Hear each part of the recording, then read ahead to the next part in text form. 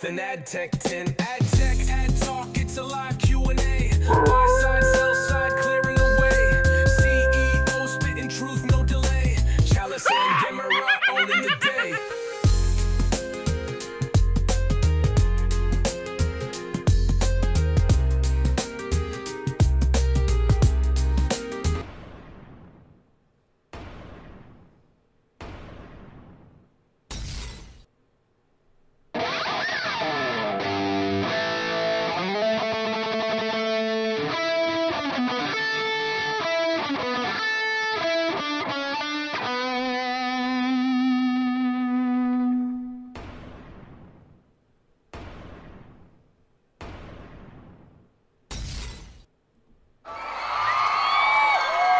Hello, happy Halloween and welcome to the Halloween episode of Ad Tech Ad Talk. I suppose that's Gareth Glaser. There next to me is Godzilla. Thank you. All right, this mask is hot. How's your costume, Gareth? Oh, thank goodness. I can't explain what it's like in there. Hot, right? Welcome, everybody. All right, so this is a big important show now. We have a sponsor. So Marley, did you Slack me the thing I'm supposed to read about Pontiac Intelligence? Oh, here it is. Pontiac I did. DSP is a low-fee, transparent, and customizable DSP. And thank you for our Keith Gilberman and our friends at Pontiac for sponsoring the show. Round of applause, please. We'll have more about Pontiac in coming weeks. They're an increasingly important partner of Chalice in sell-side decisioning. So we'll get to that. Now, you know what we're talking about today, Gareth? What are we talking about, Adam? You know what we're talking about. I want to hear you say it. The fabric of my costume?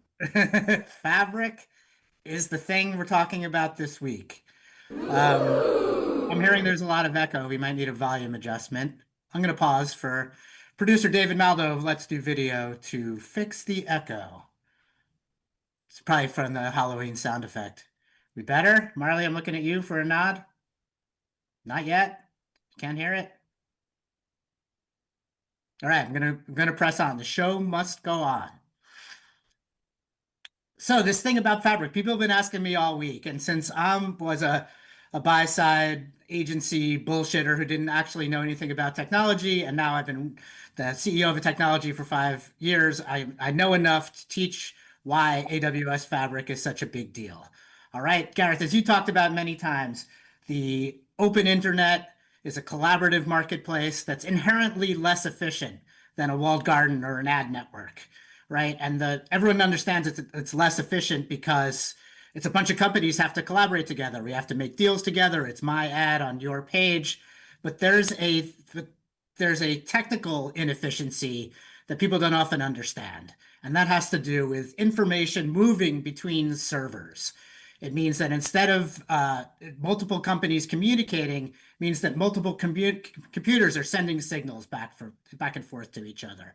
And when you work with a big server cloud platform, Gareth, what do they charge for? Oh, am I using the E word? That's right. So they charge for lots of things, but the E word refers specifically to egress. What does egress mean? Yeah, so basically, when data leaves a system, so when they need to send data to somewhere else, it consumes something called bandwidth. And bandwidth is basically the pipeline that exists between those two systems that can transmit a certain amount of data at one time. So most of the big cloud providers, Amazon included, charges a lot of money for egress to other systems. So if you're sending data from inside of Amazon to somebody outside of Amazon, you'd pay a bandwidth rate. And that actually is variable by geo. But this tends to be the largest cost center in operating real-time bidding infrastructure. If you're cloud-based, that is. There are other ways to do it. But when I put cost proposals together, like the egress number was always I would just blush. Yeah, so this is a paradox. Ad tech seems to collapse distance, right? An ad loading on my page looks the same as an ad loading on google.com or something. But in fact, we're probably paying egress costs while Google isn't because everything is within their own servers. So increasingly here in the 2020s, ad tech companies started locating more stuff in the same server, right? Like there's many functions of sell-side ad tech. You have to count the impressions. You have to arrange for billing. You have to manage conflicts so you don't show two auto ads on the same page. And increasingly, companies were locating more and more of these functions in the same server from which they would serve ads to reduce egress costs.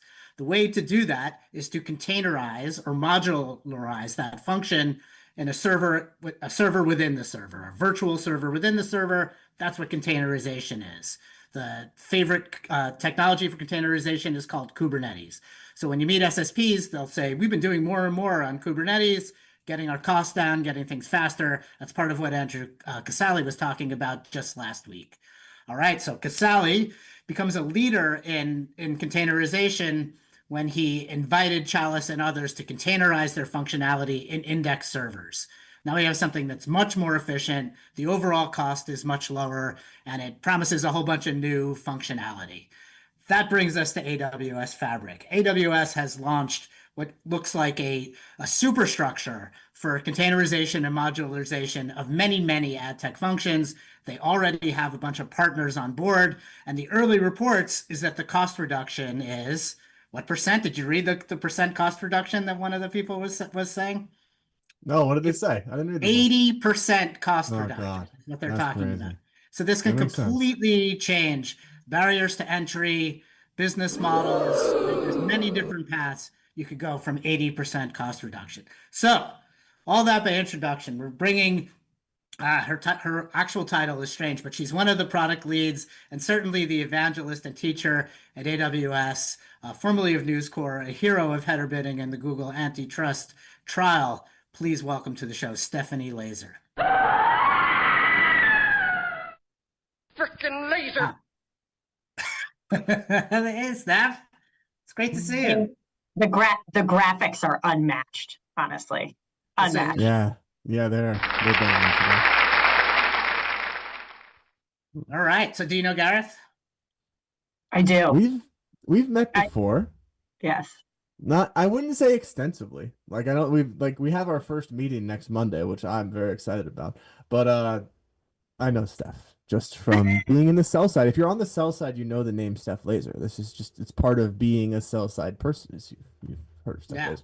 It's because I don't close my mouth. I just continue to open it all the time. That's a good thing. That's why you're on the show and why your legal people send us all these notes. What's it like to work at Amazon, Steph? I mean, Amazon's kind of a perfect place for me. So it's so at Amazon, there's like a couple things that are really cool about it. One is there's this like relentless like innovation at all times, and there's this like idea of always being able to lean on the customer and what the customer wants. So we have these leadership principles. There's 16 of them. They help to kind of guide, what your decision making, your like what you should be focusing on. And then top one, the number one is customer obsession. And I will tell you that the like ideation of RTB Fabric and the kind of like pushing that through was all based on like customer obsession and just a million different conversations we had with customers over and over again. And so being able to come to a place where you're building something people are asking for with features that people are asking for and want is, I mean, it's lovely, and it's exactly what I wanted. Oh, that sounds good. So who are these customers? Do the customers include SSPs and publishers like the one you used to work for? Yeah. So when I came board to AWS about 3.5 years ago, I was focused on publisher ad tech, and then I also helped to focus on ad platform. So publisher ad tech would be like what I historically have always talked about and been good at. So talking about Prebid, header bidding, ad serving technology, DMPs, CDPs, all of that kind of stuff. And then there was also SSPs and DSPs. And so I started to help with more of those customers and explore kind of some of the challenges in using the cloud for specific like high volume, low latency workloads like RTB. Yep. I think the thing that we don't recognize is that there are not very many industries that, and you know, Gareth kind of touched on it before, where the reliance on each other is so real, right? And that the being able to communicate with each other is like happening at such scale, right? So we're sending data from publishers to SSPs to DSPs and then back again, right? And all of that, you know, the model that the cloud had in terms of how it was charging, it was prohibitive. It was basically like if someone wanted to go to the cloud, which a lot of folks saw the huge benefits from an innovation perspective, or they saw benefits from being able to enter new markets. They also needed to be of a certain size to qualify for certain private pricing agreements on cloud providers. And so we were like, how can we kind of alleviate some of that barrier to entry for ad tech specifically? And that was kind of the impetus for where RTB Fabric was kind of thought up and how we were going to move forward. And then as you know, the concept of modules, which we can talk about a little later in the episode, that was one of our like engineering leads was like, wouldn't it be cool if? And we were like, yes. You know, it's like, yes, that would, yes. And then after having a lot of different conversations with customers, it was kind of crazy when I heard the announcements of like, you know, Chalice deploying, you know, their container inside other, because I was like, oh, that's exactly what we're building towards. And it just was a natural progression that we were seeing in ad tech, but also seeing across kind of AWS as a whole is like, how do you put logic into somebody else's infrastructure? And yeah, I'm really happy with the direction that this is going.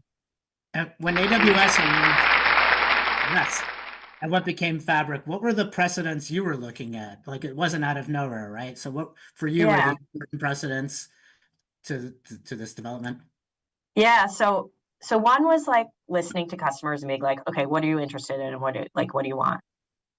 And then the second, this concept of like, what does the industry need? And you know, Amazon is a very unique company, and like we love providing our customers choice, right?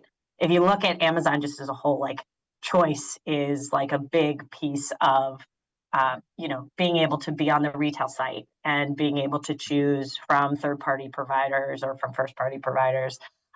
When you look at AWS's you know, Gen AI strategy, and you look at Bedrock, right? Bedrock is our AI. It's like it supports all different LLMs and models. And so this idea of choice was incredibly important to us, and flexibility. And so my thought process was like, if you're going to provide choice to publishers or advertisers on either end of the spectrum, you need to make sure that you have a healthy, thriving ecosystem in the middle, right? And so the community needs to be able to innovate. The community needs to be able to, you know, move things forward. And so from an AWS perspective, this was kind of core to like the fabric of AWS, and being able to kind of push that into an actual service to help accelerate, you know, what's going on in the ad tech industry. That was a huge piece for me. Yeah, the lower barrier to entry really. And I definitely think part of it too. So I was at App Nexus for the ill-fated app marketplace, which like Ari Paparo loves to talk about. Next time you see Ari Paparo, ask him about the App Nexus app marketplace. And we built an app marketplace and demand manager, like, you know, and it was one of the first projects that I kicked into gear. And it's because one of like my deeply held beliefs is, and one of the reasons I hate ad tech, quote unquote, is historically functionality has not been the primary determinant of what happens. What happens is often determined by relationships and your ability to jump integration queues. And that's really what it is. And because of that, it means that often the best technology doesn't get implemented. And this is true for DSP, SSP integrations. It's true for vendor integrations on top of those things. It's why when I was the chair of Prebid.js, I would tell everyone my favorite module is the real-time data module. It's my favorite one because you can just hit people and they can add stuff. Like that's amazing. That's not the case in like SSPs. Like I've even with like modern SSP infrastructure where they have things called real-time data provider integrations.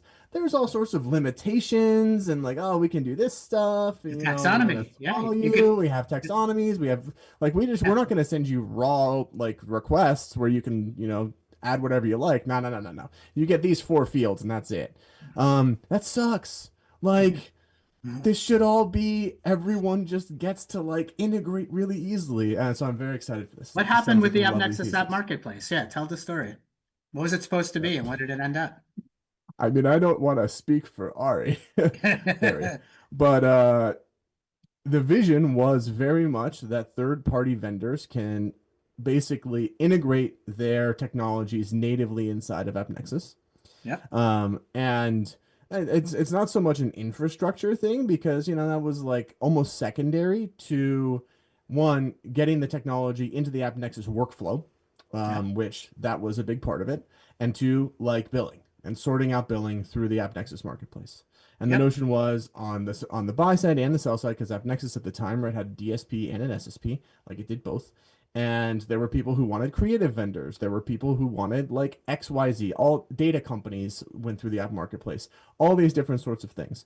Yeah, there's data, there's measurement, there's monitoring, there's a whole bunch of functionalities that call for a marketplace. So many, and all of these need to integrate with the same laundry list of systems.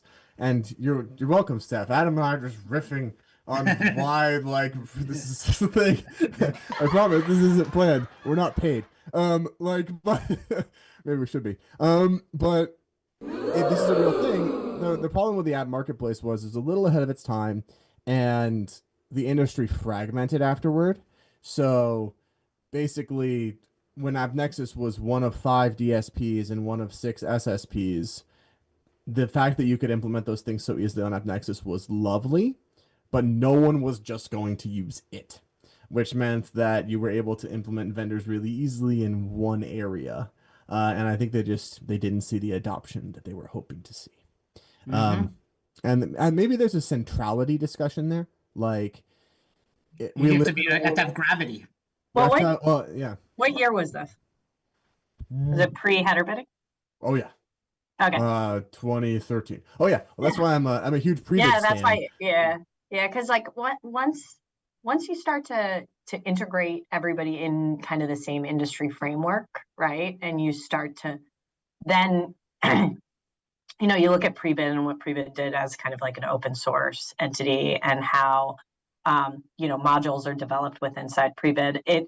The idea of having individual marketplaces for individual SSPs, it's sort of like that functionality sort of moved up a level, right? Oh, it did. And it makes things so much cleaner.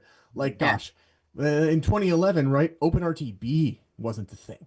Like, when DSPs and SSPs would integrate with each other, sometimes you'd get a spec back and it's just made up. Where it's like, oh yeah, the way that we trade bid requests, like we call this field this, and we call this field that, and you're going to need to map this on your side. So like you build our own custom little thing when you call us. That's like the origins of the industry. There's nothing was standardized, and Prebid sitting at this lovely spot, and RTB Fabric sitting at this lovely spot means you can take the raw thing and make modifications, and that's really like the beauty of it for me. Is when you can take the raw thing and add to it, and it goes the same way to everybody. That's nice. Yeah, that's how it should. Yeah, you know, the concept of like we have the concept of adding to it, but then we also have the concept of like filtering, right? And I think that's also in some of the things that we're experiencing in the supply chain right now.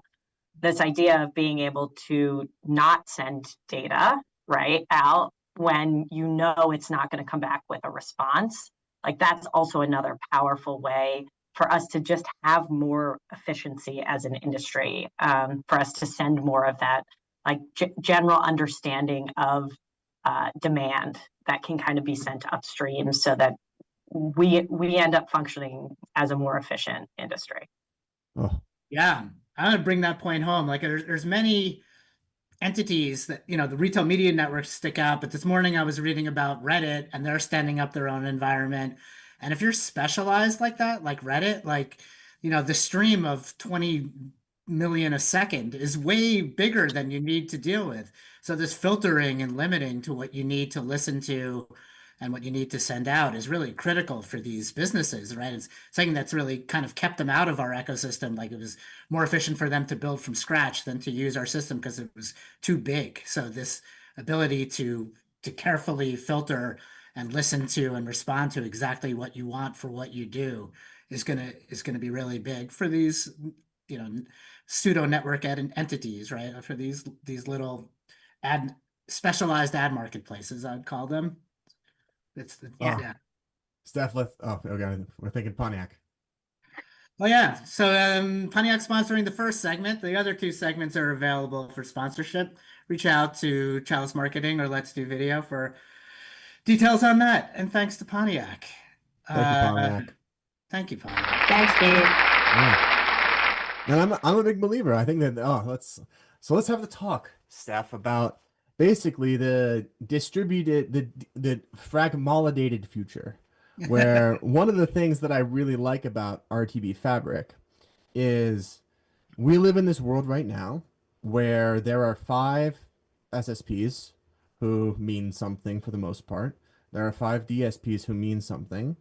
And the reason they mean something is not because they're that much better at stuff than everyone else. It's because they have been in place for a bajillion years.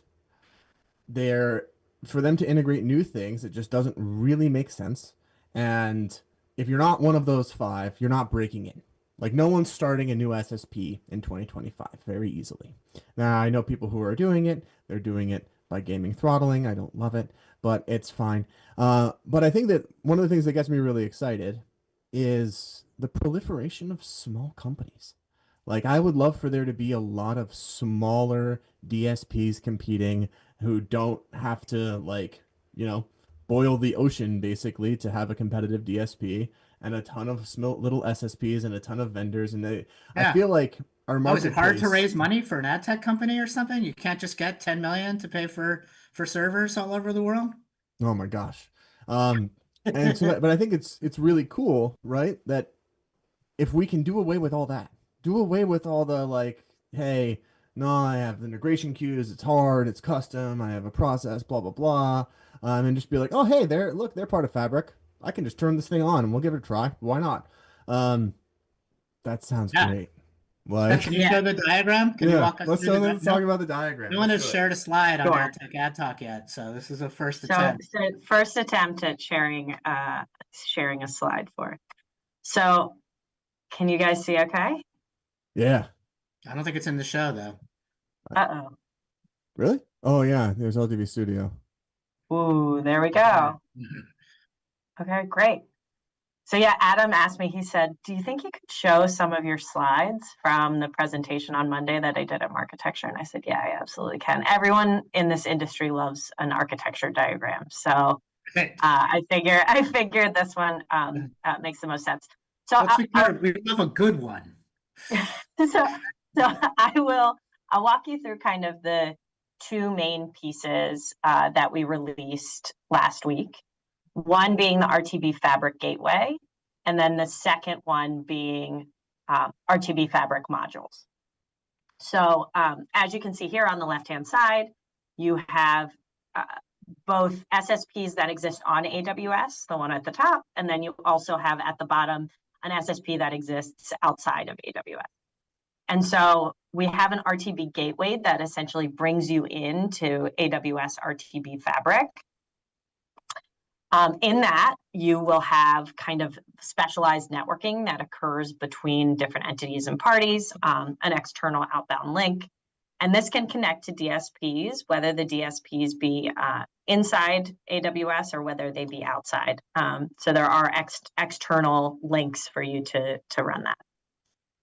Inside, there is observability. So we have CloudWatch logs that you can take a look and you can actually see, what's happening. And then we also have, the second piece after the RTB Fabric Gateway, which is the idea of modules. So modules, as we kind of went into before, are the ability to either filter or enhance the RTB request and kind of activate those in line.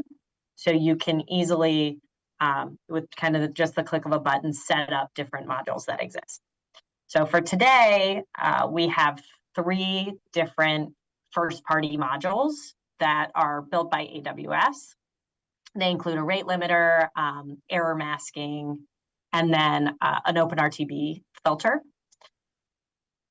The idea is that we will, one, allow custom modules. So custom modules will be if an SSP or a DSP wants to build their own custom module and put it in line in RTB Fabric, they can.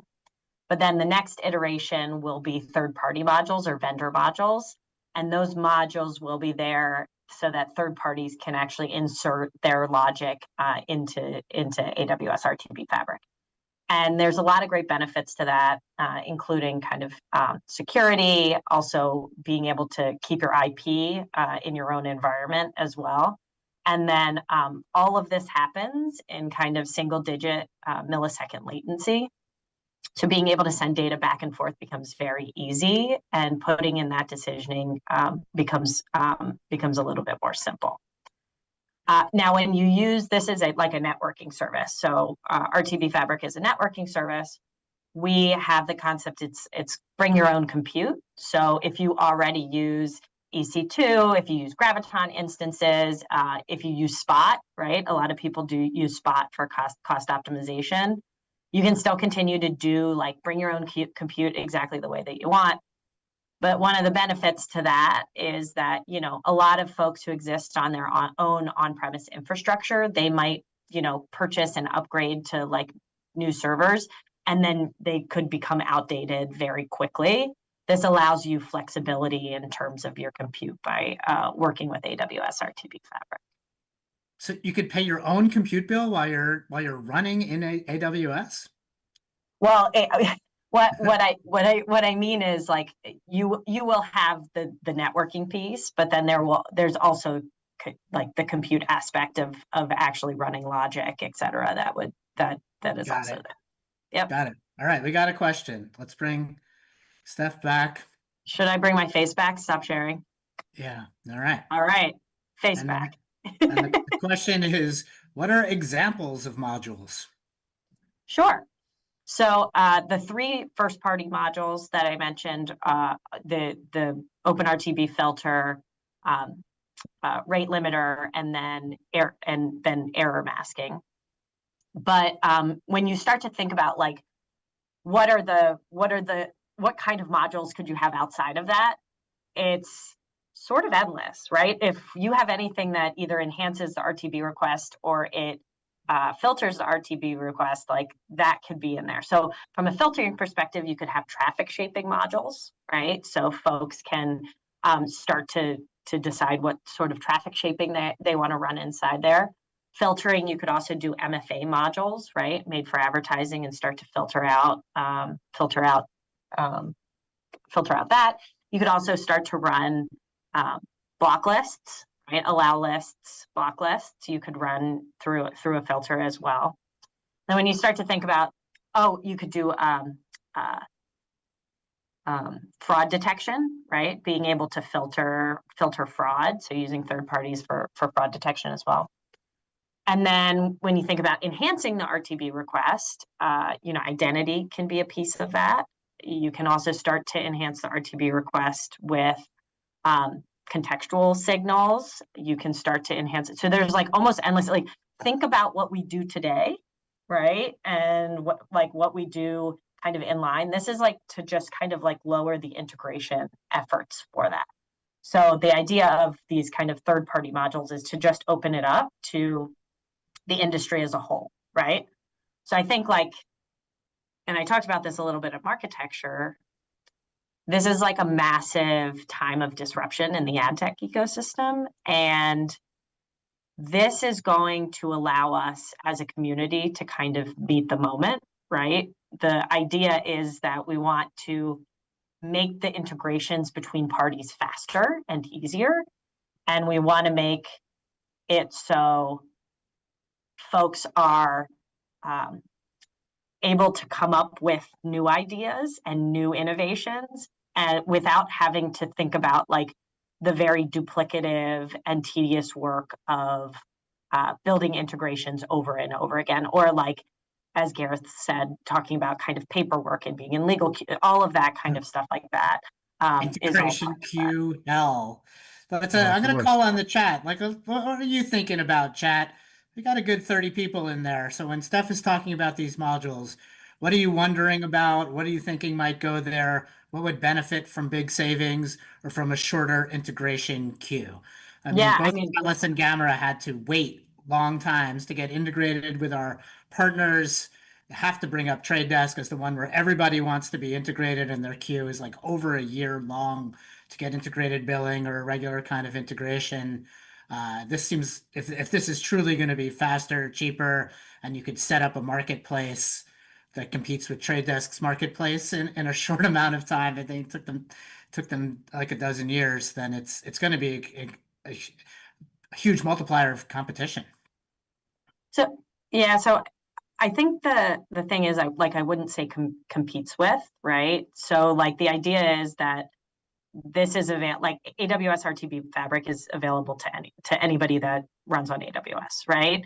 And so, and they can connect with folks who are outside of AWS as well. So when I think about, like if the trade desk wants to use AWS RTB Fabric and they want to utilize the integration speed of modules in that, great. You know what I mean? We are like, this is a industry service. This is for ad tech as a whole. It's built out of AWS specifically for that reason. It's to empower anybody who runs RTB at all. All right, Steph, Yeah. I got a hardball one for you. Hey, we got Okay. three in the we got Love three a in the- hardball, we love got a the chat hardball. before you. Um, Doug Loretano. Will there be modules to allow data companies to surface deal IDs for their buyers, right? The segment functionality. I consider this user in market for a car. Is that a signal you're gonna be able to send downstream? So I'm going to tell you like what AWS is going to do to help the industry, right? So we are like, what we're going to allow anyone to do is not that granular, right? Okay. It's just not. What we're going to do is we're going to say, this is how you build a module, right? So we're going to say, this is how you build a module, right? This is how you build an RTB Fabric module. This is how this module will be integrated, right? And the information or the filtering or the enhancement or any of that logic that goes inside, that's up to you as your module, right? Okay. So, Let me rephrase for Doug Loretano. Is there anything yeah. to keep a data company from saying this ID belongs to this segment in 1 millisecond as it travels downstream? Is there anything that would prevent that? I would say that, I haven't seen it in practice. I haven't seen how it's built. I haven't seen how it's integrated. But I would say that conceptually, that sounds like something that a module can do inside AWS RTB. Deal ID All right. application. It's targeting. It's just, yeah. It's just Like targeting. it's sort of like we can think all day in specific use cases of what this can do. If what you're talking about is either going to enhance an RTB request or it's going to filter an RTB request out, a module can do that. And so the idea is go for it. Okay. All right. Right. You ask your challenging one, then we'll go back. There's a pretty hairy one after. I have my hardball. Efficiency in Prebid server. This is actually a great segue because we want to talk about Prebid server. Sure. So I think that there has kind of been an attempt to do this before. BidSwitch. Like this is reminiscent of BidSwitch to me. It's not the same, but it's reminiscent. The dream of BidSwitch was very similar, which is everyone connects to one centralized service and it helps with routing impressions, it helps with routing all that stuff. So would you mind differentiating this from BidSwitch and telling me why it's going to be better? So as far as I know, but it's been a while since I've been since I knew exactly like what was going on with BidSwitch. I don't believe that they have the concept of modules. Sure didn't. Okay. Nope. So I think that that's one kind of like a key, like a key feature, Yep. and probably one of the ones that I'm most excited about. The pricing model is also different. So we don't charge on a percent of media, right? We charge on transactions. There is transactions, and then there's like a volume, like how big they are. And I'll have to confirm with my product team exactly what the limit is, but there's kind of a pricing for a certain size versus like a larger size. But that is kind of the pricing structure of it, is it's on a per transaction basis. So instead of rev share. So it's flat fee. Super cool.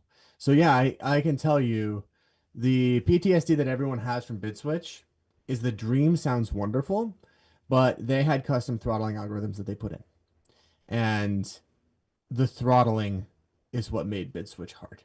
Yeah, that's what someone in the comment just said, that like BidSwitch wasn't trying to solve your network latency issues. Like it wasn't really a networking solution. Yeah. Well, I mean, it was one platform. Like the speed is, I would say the speed is nice, but we weren't being undone by the speed in BidSwitch. The problem with BidSwitch is people would integrate with it, and then they would turn on a DSP, and then it just wouldn't spend anything, and nobody could figure out why. And it was every single integration was a nightmare because of that. And like it was never like a direct integration with a DSP was always better. It always worked better than BidSwitch did. And I think if that's obviated, where it's like, hey, no, this is one-to-one. Like there are throttling modules that people are using, but there's going to be reporting, observability, like all that stuff. We'll be able to explain why it's not delivering if it's not delivering. I think that's lovely. I mean, I think you just answered the question. I knew the answer. So, yeah. So every module is completely optional, right? So you can turn modules on, you can turn modules off. There's observability that exists in there. So I think, yeah, you hit that. Thanks. I think you did I think you did the pitch for me, man. Thanks. Yeah, this is like, a trial. You don't ask a question you don't know the answer to.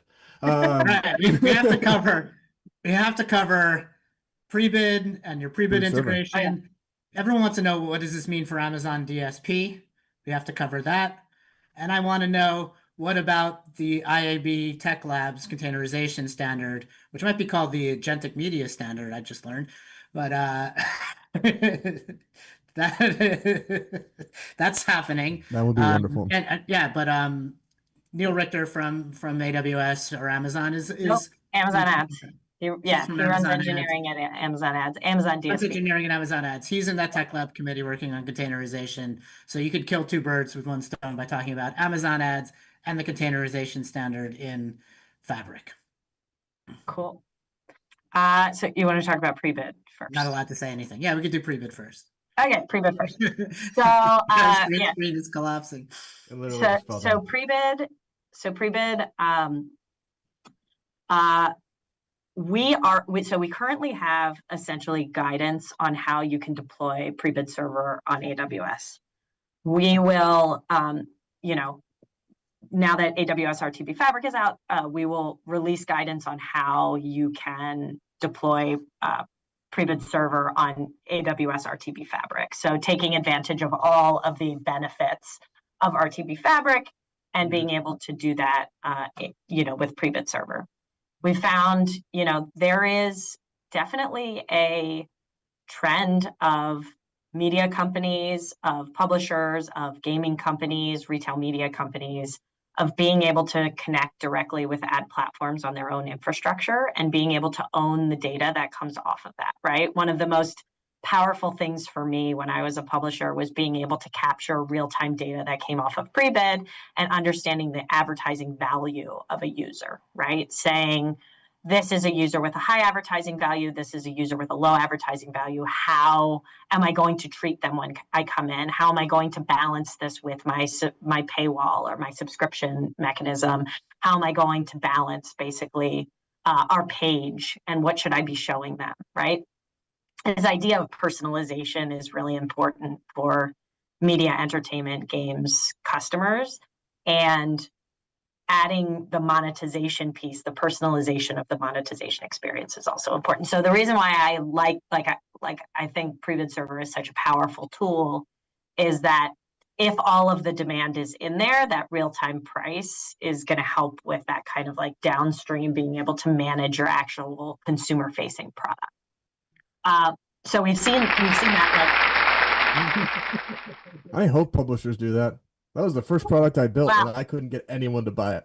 I mean, I think we are seeing personalization across we're seeing personalization across publishers, across media companies, CTV platforms, et cetera. Like everybody does some form of personalization. The personalization of the monetization experience is still nascent.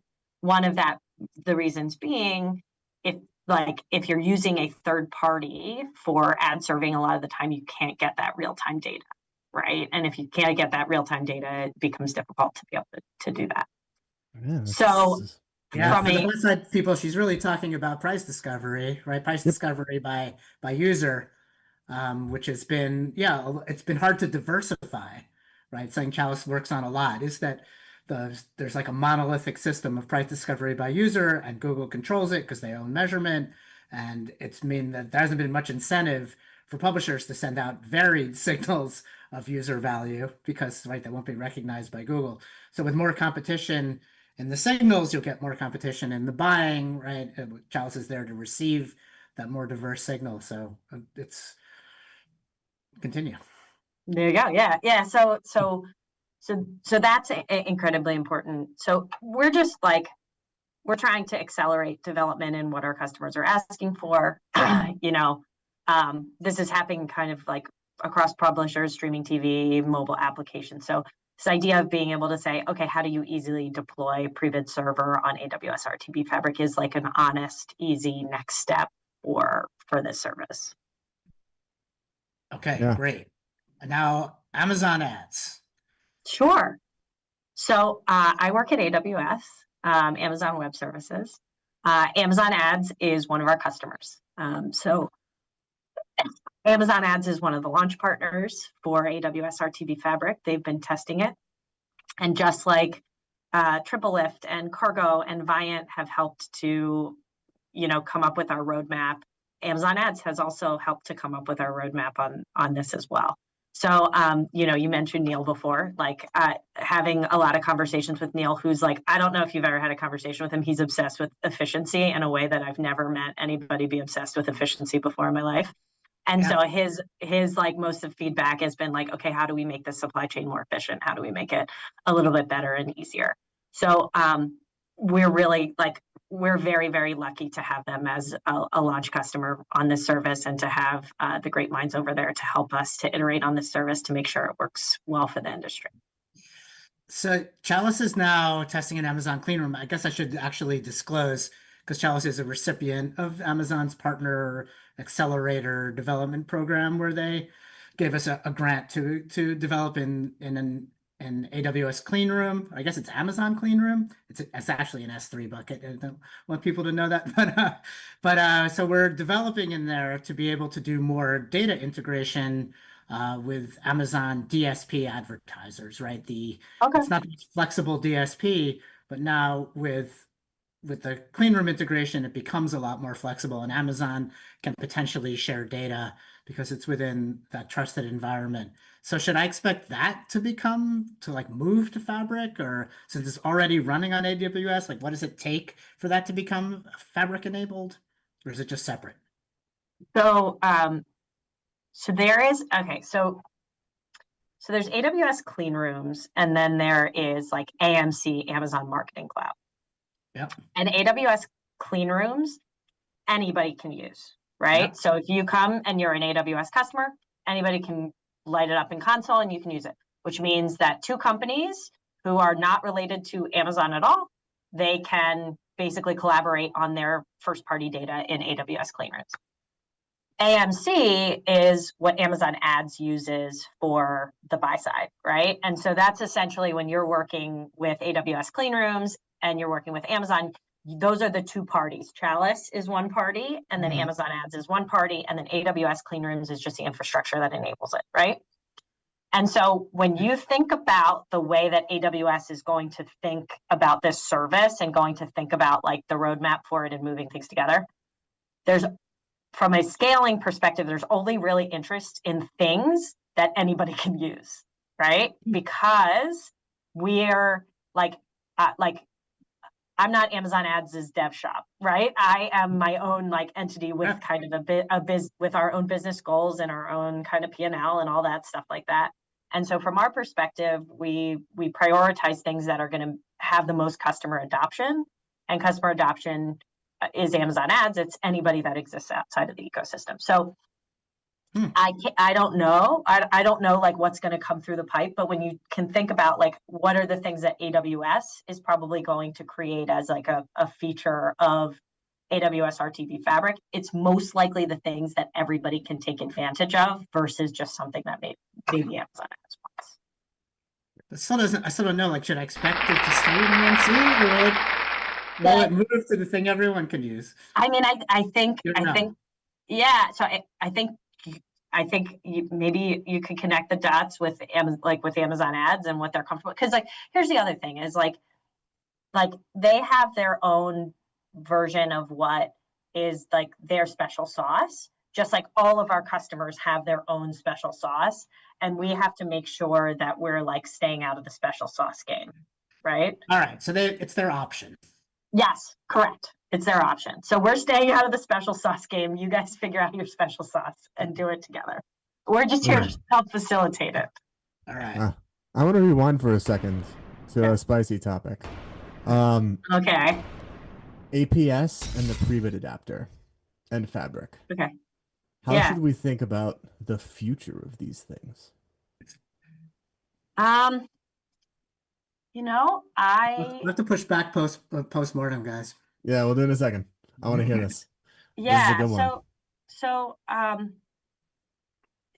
So I think they're two separate things, right? So I think there's AWS RTB Fabric, and APS is one of the launch partners for AWS RTB Fabric, and you can connect with APS using RTB Fabric. Yep. You know, their JS adapter is going to allow for interoperability with one industry framework for everyone, right? We see a future where the remedies mean that everybody will interoperate with a single kind of industry framework. And so I think in terms of like being able to help facilitate, you know, what's going on in the industry, et cetera, I think it'll make it easier. But I wouldn't say that we have any, the intersection of these two products hasn't really been like kind of, or the intersection of these two things hasn't really been like really deeply thought out yet. If that, at least not from maybe someone else, but not from my perspective. Got it. Yeah. I mean, it makes perfect sense. It's just, you know, there's people are always talking because there's slightly duplicative functionality in the two of them, but at the same time, the APS integration gives you page. And like a Prebid adapter doesn't have the same access by its very nature. So we'll see how that shakes out. I would say that like that's probably a better question for the APS team and how they view that, right? So I am just like, I'm the Prebid girl. I'm Fabric. yeah. Well, and here's the thing. Like I love Prebid. That's my own personal. But like, just like I can't get it. Like I can't force anybody else to interoperate with Prebid. I can make heavy suggestions, which I've been making for the last 10 years to everybody who exists in the ecosystem. Totally. I can make heavy suggestions, and I can say, hey, I think this is a really good idea. Please do it. But it's ultimately like everyone's going to do what they're going to do, right? Yeah. I mean, it is cool to have basically direct pipes to publishers inside of Fabric out of the gate. That's an interesting thing. Like to just envision APS being in there. It's pretty fascinating. I'll read it. Oh, Doug again, if any ad tech platform asks why they shouldn't be concerned that becoming a Fabric partner would make them too dependent on Amazon, what would you tell them? If any ad tech platform too dependent on like Amazon. on like Amazon, just Amazon the company. I guess it's on AWS, right? I mean, you're going to be dependent on your servers no matter what. You got to have some servers, and Sure. I would say that if there are other options, right? There are other competitive cloud platforms, right? Yeah, There exactly. are there's on-premise infrastructure, there's other options, right? So we're cloud's a competitive marketplace, right? Yeah. And so you can use AWS RTB Fabric, but you can also migrate off of it if you want. So that Okay. Quickly on the standard, can you say anything about the forthcoming IAB standard and whether Fabric will take it up? the containerization standard. Yeah. Okay.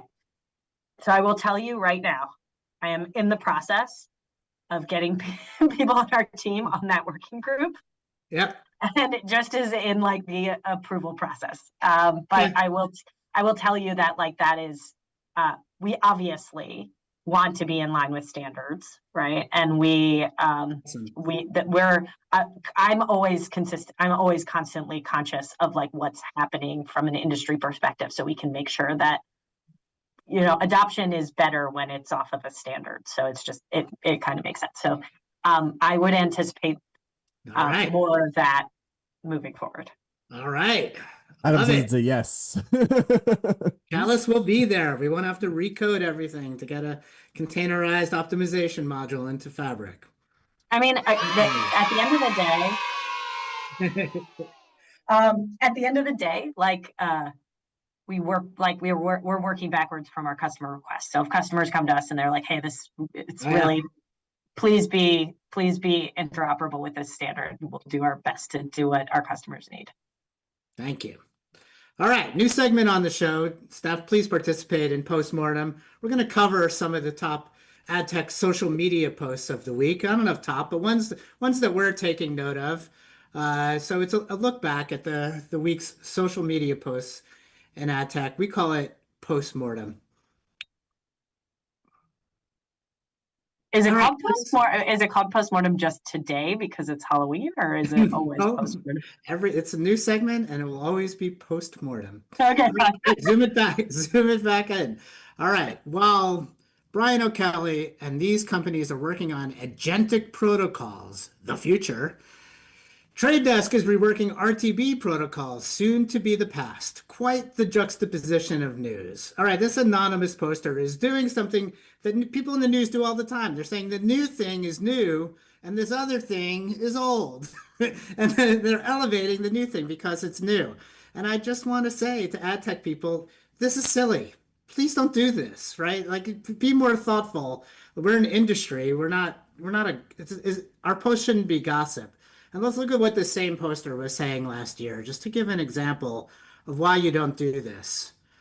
Wired, Privacy Sandbox, Tired, UID 2.0. So a year ago, this person tried to do the same thing, and now it looks very silly. Privacy Sandbox is dead. UID 2.0 is the standard for CTV.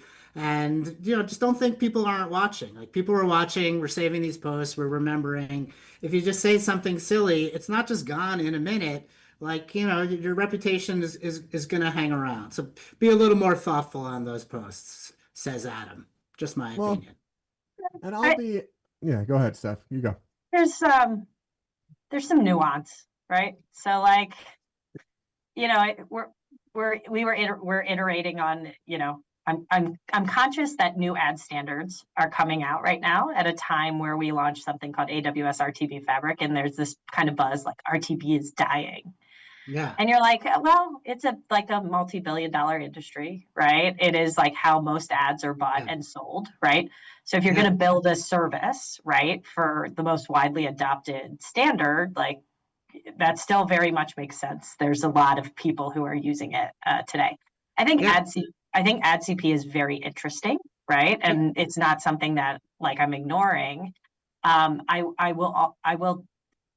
Like but it is obviously something that like today, you have to kind of see where things are going to go before you find it and make it a standard first, right? So like we saw with Prebid, right? It started with all of these different kind of entities that were creating their own header bidding. Or we saw this with header bidding, right? Which is like everybody created their own kind of header bidding. And eventually it all kind of fell into this like single standard via Prebid, right? And so the agentic era, right, of us talking about the buying and selling from an agent's perspective, I would imagine there are going to be multiple different ways in which people iterate on this and figure it out. And then eventually it's going to come down to a standard. Yes. And there's also not like, it's a weird thing about both these tweets is there's like a, this is good and this is bad and this is new and this is right. And from my perspective, it's like things exist together, right? Privacy Sandbox existed together with Unified ID 2.0. Like RTB can exist with AdCP. There's like all these different things. Like we relax, I guess. Yeah. Chad, I want to know what you think about it. Yeah, and I'll give them a more sympathetic read, which is that there are certainly people who are well respected in the industry who say shit like this. There certainly are. I mean, I've probably said shit like this before. Honestly, like it's salesmanship. It's salesmanship. It's basic salesmanship. I think it's just like every once in a while I'm like, yeah, that's my opinion, and then I'm just wait till it's proven. Yeah, well, just wait till there's some proof. I guess. But I think that Gareth likes to give people grace. I like that. I like that about you, man. True. It's great. And here's the thing, like this, they also are going for engagement. They're going for these things. Yeah. Now, that being said, like saying RTB is dying is something that some people actually think. So, and I do not think it's going to happen. I think it's actually an irresponsible thought, and it makes like anything that could ever tempt an advertiser to not invest in something should not be something that anyone in our industry says. Like, and if I'm an advertiser and this whole industry is talking about this thing dying, like I'm not going, oh yeah, let's throw more budgets at it. Like, no. So I would, however, caution that everyone in the industry, when they talk about things that are happening, think about it from the perspective of you're a big brand. And when you hear someone say this thing about a thing, are you going to invest more money? Because all of us need big brands to invest more money in our industry. We all want that. So that would be my only piece of feedback is in this world, people tend to get caught up in like the negative hot takes and try to like do those things through negativity. We should always close out with actually we're making RTB a lot better and it's going to work great. So that's great. That's where I temper my grace. I like it. I like it. All right. Next post. Even more negative, I think. This is a leading anchor in ad tech. The first part is a story about how a company called Gartner pissed him off, ruined his opportunity to have Scott Galloway on his board, and then responds with this tweet, which I want to read and complete. I guess this is Twitter. The blatant corporate coercion from a sad company with a pathetic business model whose leadership I would suspect suffers from a feeling of inadequacy related to their male organ size. As most women can attest, small dick energy is always a bad vibe. That's a banker talking about Gartner. It is spicy. I thought we should call it out for that. I kind of like people calling out pay-to-play, though. Pay-to-play is a problem in our industry, Gareth. Like, I don't know if you want to give pay-to-play vendors grace, but you'll see, if you haven't yet, that these characters come around asking for money and threatening that they're going to rank you poorly unless you pay them. It's sleazy. Yeah, I mean, us sell-side people don't know this as much because, like, they're not as, like, prolific. At least in my experience, Steph. Maybe when you were at a publisher, these people were like pitching you. Here's a ranking of your vendors. But I feel like it's a bigger thing in agency world, right? Because agencies are constantly vetting vendors, definitely so they like pay these services to like do assessments of tech for them. I will just say that like from the publisher side, we like your like knowledge on like who was a good partner and who was a bad partner was totally driven by your friends who also did the same job somewhere else at some other company, right? Yeah. So it was like the community on the sell side is fucking real. It's real. Oh, sorry, live streams. Sorry. No. It is like the It's community fine. is real, and so it's like someone would be like, "Hey, have you tested them yet? Oh, I did this really cool thing," and it's still like that, right? It's still like that. So was very few like rankings that I would be like, well, if Gartner says it, then I have to. But I think I don't have a super high opinion on this. I just think what actually always used to matter to me was a little bit more of like what the community was saying. Yeah, I feel like that's really like a powerful thing in the pub side, and maybe it's because publishers like as a core group, right, are not out there with tons of disposable money to spend on something like Gartner, so it's not worth Gartner's time to start their like protection racket. But yeah, I mean it's just a crazy ass story. Like the whole thing's a crazy ass story, and then to see a banker just let it rip like this, like Gartner's not going to buy anything from him. Yeah, Let's go to the next. People put things on social media, right? I guess. They sure do. They Engagement. sure do. Our job is just to cover it. And this one's for you, Gareth. This is somebody playing in your sandbox, asking who created bid request duplication. I was active on this one. Actually, Steph, do you want to go first? Did you read this article? No. I mean, okay. Is it like pointing fingers on who were, because Prebid. like if it's pointing pointed fingers at Prebid. Oh, cool. It depends. Everybody created bid duplication. Yeah. Right. Well, so like you can say bid duplication was created by DSPs for incentivizing volume. You could say that bid duplication was created by header bidding because it opened up multiple supply paths that were all connected to the same DSPs. And you could say that bid request duplication was created by Google because without Google kind of like controlling the ad server, header bidding wouldn't and in a way that like didn't help publishers, header bidding wouldn't exist and it wouldn't have exposed the natural like bid duplication incentive that is created by DSPs. Yeah. Is that it? I completely agree.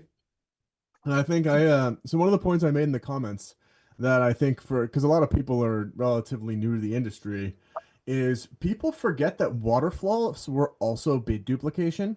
Like they also were. When I set up a waterfall of Exchange 1, Exchange 2, Exchange 3, Exchange 4, Exchange 5 with tiered price floors, sometimes maybe, but maybe it was just a backfill scheme.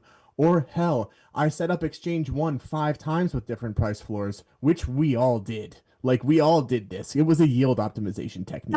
So that too was bid duplication, and like I'm not going to blame Prebid for that, and that's because of the exchanges and how they worked.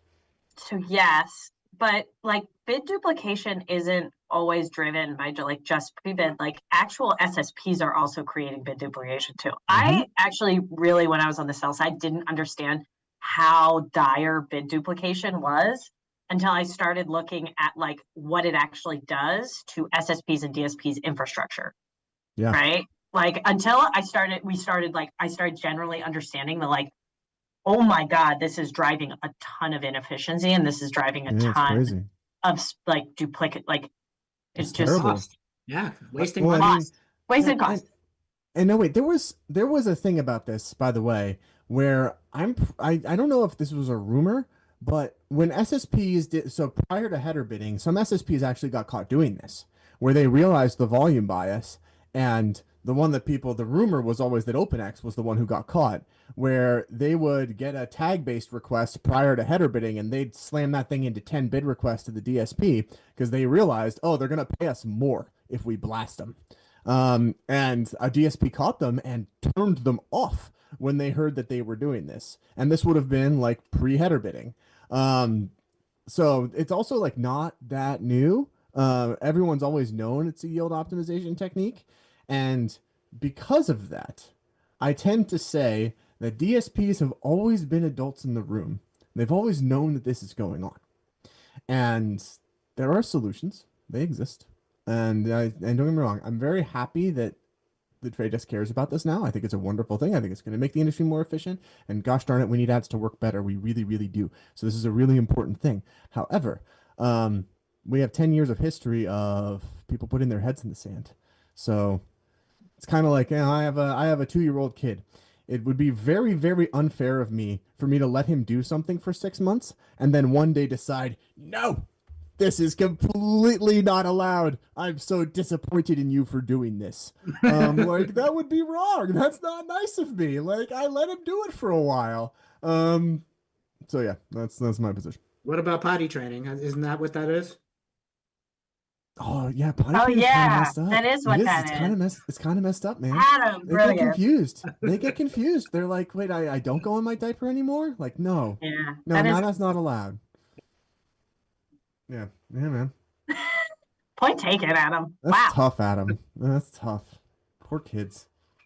We're at time, Steph. I wish we could keep talking to you all day. I wish we could all go trick-or-treating together with our children, but it won't be today. Thanks Thank you, to chat. our Thank you for guest, coming. Stephanie Layser. Thanks Thank you, always, Steph, Gareth. so much. Thanks to the Thanks, show's crew. everybody. Let's hang out soon. All right. See you guys.